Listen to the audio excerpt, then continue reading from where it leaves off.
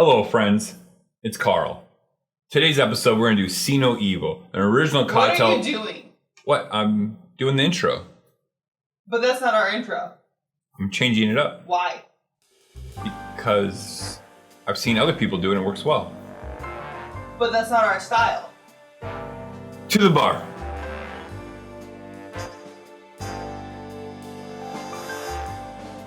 This week, we're doing Mezcal. Something that I've really gotten into the past year or so. What about you? What do you think? I've always loved it. It's super good, smoky. It's got tequila, agave. It's super good in a lot of things. It just enhances a lot of different cocktails, I think. Yeah, it's nice. Very rarely do you see it as the first or like the foremost ingredient. The main component, right. So today we're gonna try a cocktail where it is the main component. It's called See No Evil. Our buddy, Anders Erickson, made it, original cocktail that he created at his bar, Ward 8. Well, not his bar, but the bar he worked at. And I reached out to him, like, do you have a Mezcal cocktail that I'm not aware of? And he's like, here's one. And it sounds amazing. It's got an unusual ingredient for it. Yes, it sounds intriguing. Yeah.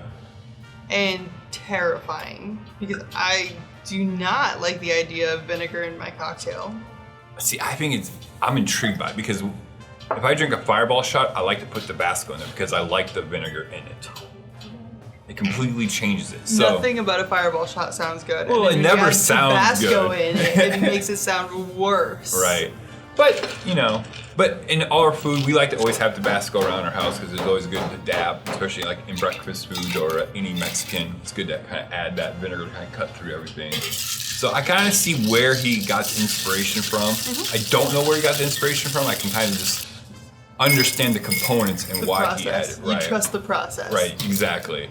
And plus, if you do this for so long, you kind of got to start using different ingredients and try different things and see how it goes. And again, we're gonna use orgeat, something that we did a couple weeks ago. We made a couple of videos of orgeat.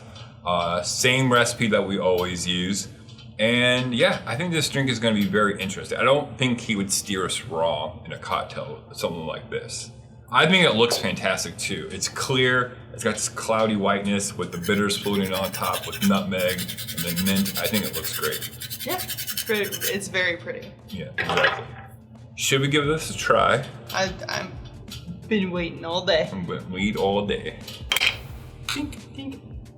Am I supposed to stir in the bitters? I'm gonna take a drink without it, and then I'm going to stir it in.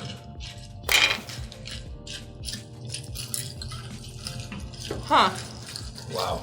That is, the Mezcal's obviously the number one thing you chase. Mm-hmm. And then just kind of sprinkled in is the vinegar from the Tabasco. Yeah. It's just a hint, but I think it's nice. It is just a hint. You can barely even register it, but it does cut the Mezcal. It cuts the smokiness and kind of makes all of the other ingredients blend together. Right, because you got lime juice, orgeat, and then the bitters. Bitters is, again, very faint. I'm just gonna go ahead and stir mine up just to kind of see what it does.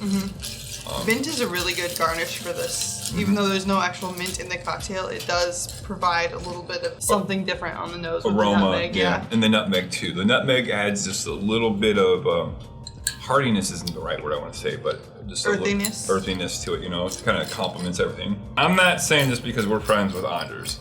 I am legitimately saying this is a great cocktail. This is delicious, and I would be happy to order this anytime.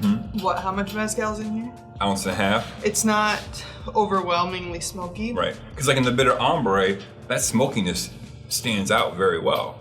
But it works in a different combination because of the Campari. Great job, Anders. Really appreciate you sharing the recipe with us. I mean, it's on his Instagram account, so it's not like a private recipe.